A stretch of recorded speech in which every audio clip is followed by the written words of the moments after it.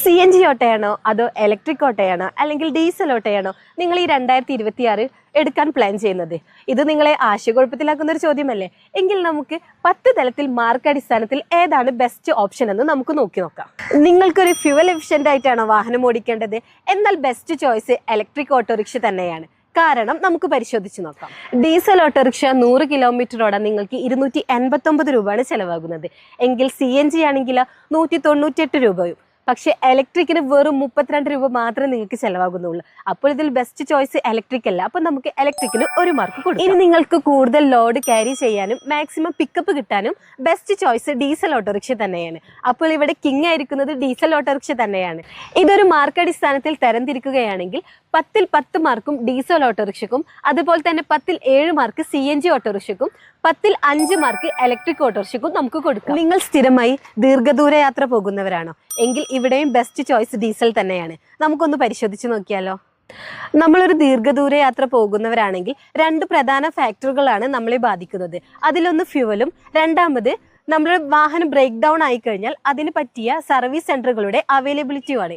ഈ 2026 ഇവ രണ്ടും കൂടുതൽ ലഭ്യമാകുന്നത് ഡീസൽ ഓട്ടോക്ക് തന്നെയാണ്. അപ്പോൾ ഇവിടെ വിന്നർ ആയിരിക്കുന്നത് ഡീസൽ ഓട്ടോയാണ്. അപ്പോൾ ഡീസൽ ഓട്ടോക്ക് 1 മാർക്ക് കൊടുക്കാം. ഇനി നിങ്ങൾ യാത്രാ സുഖവും കൂടുതൽ പവറുമാണ് ഉദ്ദേശിക്കുന്നത് എങ്കിൽ ഈ 2 ഓട്ടോറിക്ഷയാണ് ബെസ്റ്റ് ചോയ്സ്. അപ്പോൾ നമുക്കൊന്ന് പരിശോധിക്കാം.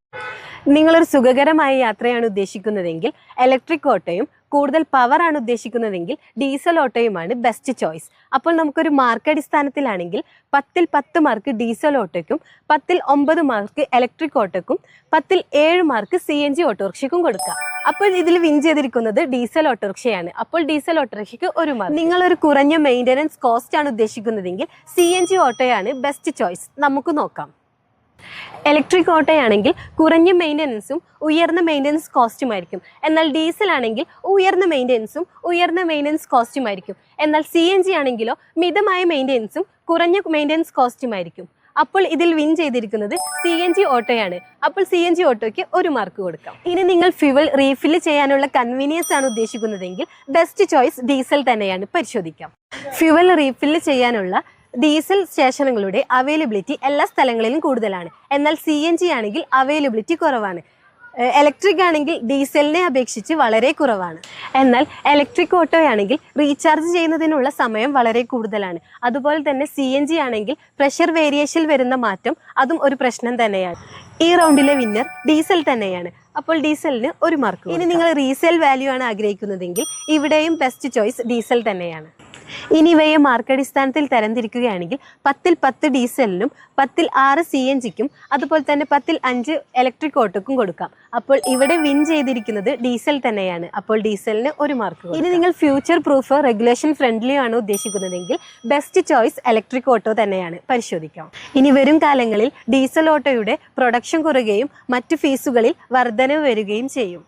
എന്നാൽ CNG വാഹനവും ഇലക്ട്രിക് വാഹനവും എക്സിസ്റ്റ് ചെയ്യും. കൂടുതലും ഇലക്ട്രിക് തന്നെയായിരിക്കും. ഇവിടെയും വിൻ ചെയ്തിരിക്കുന്നത് ഇലക്ട്രിക് തന്നെയാണ്. അപ്പോൾ ഇലക്ട്രിക്കിന് 1 മാർക്ക് കൊടുക്കും. ഇനി നിങ്ങൾ വാഹനം ഓടിക്കുന്നത് ഗ്രാമപ്രദേശങ്ങളിലോ അല്ലെങ്കിൽ റഫ് റോഡുകളിലോ ആണോ?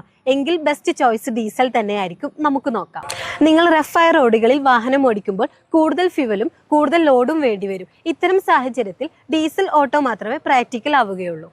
ഇനി മാർക്ക് അടിസ്ഥാനത്തിൽ നോക്കുകയാണെങ്കിൽ 10ൽ 10 ഡീസലിനും, 10ൽ 5 CNGക്കും, 10ൽ 4 ഇലക്ട്രിക് വാഹനത്തിനും കൊടുക്കുക. അപ്പോൾ ഇവിടെ വിൻ ആയിരിക്കുന്നത് ഡീസൽ തന്നെയാണ്. സിറ്റിയിലാണ് നിങ്ങൾ വാഹനം ഉപയോഗിക്കുന്നത് എങ്കിൽ ബെസ്റ്റ് ചോയ്സ് ഇലക്ട്രിക് തന്നെയാണ്. നമുക്ക് നോക്കാം. സിറ്റിയിൽ വാഹനം ഓടിക്കുമ്പോൾ CNG ഓട്ടോറിക്ഷയ്ക്കും അതുപോലെ തന്നെ ഡീസൽ ഓട്ടോറിക്ഷയ്ക്കും ഫ്യൂവലും എൻജിൻ ലോഡും കൂടുതൽ വേണ്ടി വരും. അപ്പോൾ ഇതിൽ ബെസ്റ്റ് ചോയ്സ് ഇലക്ട്രിക് അല്ല. അപ്പോൾ നമുക്ക് ഇലക്ട്രിക്കിന് 1 മാർക്ക് കൊടുക്കും. ഓവറോൾ സ്കോർ നോക്കുകയാണെങ്കിൽ ഇവിടെ കിങ് ആയിരിക്കുന്നത് ഡീസൽ ഓട്ടോ തന്നെയാണ്. അപ്പോൾ നമുക്ക് സ്കോർ ഒന്ന് നോക്കിയാലോ. ഡീസൽ ഓട്ടോയ്ക്ക് 10ൽ 6 പോയിന്റും, CNGക്ക് 10ൽ 1 പോയിന്റും, അതുപോലെ തന്നെ ഇലക്ട്രിക്കിന് 10ൽ 3 പോയിന്റാണ് ഇവിടെ കിട്ടിയിരിക്കുന്നത്. ഓരോ വാഹനവും ഓരോ പർപ്പസിന് വേണ്ടിയിട്ടാണ് മാനുഫാക്ചർ ചെയ്തിരിക്കുന്നത്. നമ്മുടെ ആവശ്യവും വാഹനത്തിന്റെ ഫീച്ചറും തമ്മിൽ മാച്ച് ഉണ്ടോ എന്ന് പരിശോധിക്കുക. എന്നിട്ട് മാത്രം നിങ്ങൾ വാഹനം ചൂസ് ചെയ്യുക. ഇത്തരത്തിലുള്ള ഇൻഫോർമേറ്റീവ് വീഡിയോയുമായി വീണ്ടും കാണാം. Signing off.